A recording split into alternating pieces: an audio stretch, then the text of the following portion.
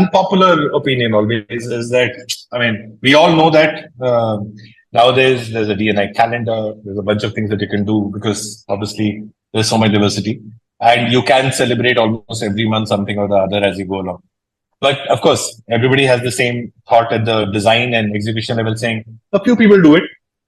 They try to involve a lot more people to come on board. And then the energy, the everything subsides over a period of time. Because Women's Day happened in March and then, okay, over a period of time, we don't again this energy came in. And I'm sure that happens with any kind of a larger thing which is not directly linked to profits for that matter.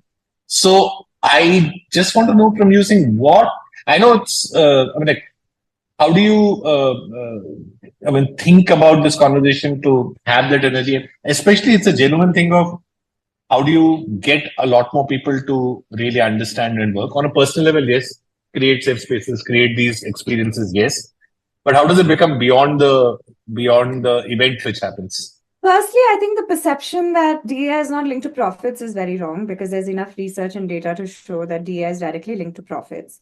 You're able to have, when you're creating for an audience, whether it's a product or a service, when you're building something as a product or a service as an organization, the minute you have more people with a seat at those tables of design or thinking or action or customer service, you're automatically able to create a product or a service that's built for a much larger audience, right? Why do you want to leave the money at the table? That's what Brenda, my CEO, says. Why do you want to leave that money on the, so it is profitable.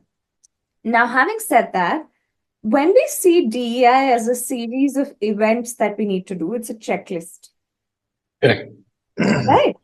So I feel, in my personal opinion, DEI should be a journey, not a series of events. It's a journey of, how do you start a meeting? How do you change how a meeting flows? How do you set the tone for all meetings in your organization?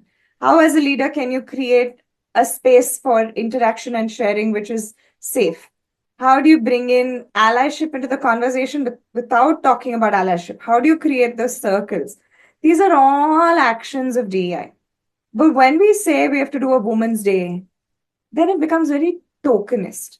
Because yes, it's important to do it on the journey to equity. And yes, it's important to have that happen. But on that day one, somebody coming and talking and going away is not action. Action is concerted micro efforts, like the atomic habits that they say. It's micro. Yes. Every single day, what is the effort that is being put into creating, crafting, nurturing a space that is truly a space for everybody to exist in the form and wherewithal that they have, with safety that they feel, not we create them, because you can't create safe spaces. I loved reading about that. You can intend to have a safe space, but whether a person feels safe or not is that person's experience. The intention is to create a safe space. So how do you really do that intentionally? It is not by these grandiose things of talking. How many Women's Day celebrations have we had women come, speak, and go away? And the needle barely moves. It's nice to hear the stories. But where is the representation for me to have heard something and say, oh my God, that is so cool. I'm going to go back and do this with my life every day. It has to be action. It has to be touch and feel. It has to be visual, auditory, kinesthetic. To take, the language of NLP, it has to be as simple as that. You need to be able to articulate it in one of your